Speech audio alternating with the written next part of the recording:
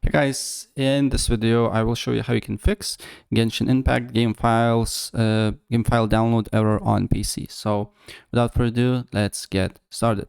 First of all, what you need to do here, you need to open up CMD or command prompt.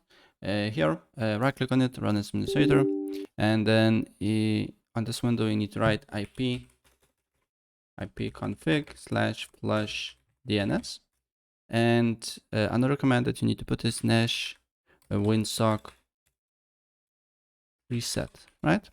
And after that, restart your computer and your maybe router if you're using some, and then you need to look if the problem persists or not. And if the problem persists, another thing that you need to do here, you just need to open up settings. Then you need to go to network and internet, advanced network settings.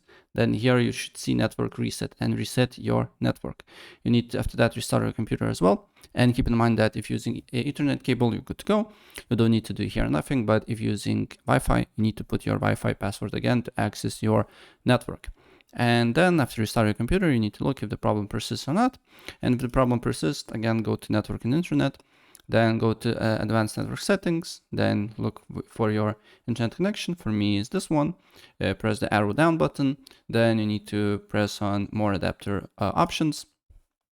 Look for Internet Protocol version 4, double click on it, then select use the following DNS server addresses, and on preferred DNS server you need to write 8.8.8.8, and on alternate DNS server you need to write 8.8.4.4.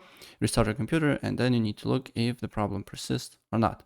And if the problem persists, another thing that is suggested to do here is to open up Windows Windows Security. Then you need to go to Windows Firewall Network Protection here. And here you have 3 different options.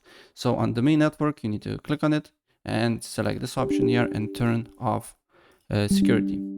On private network, do the same. And on public network, do the same again. And then you just need to look if the problem persists or not. And if the problem do not persist, you can leave like this. Right? So yeah.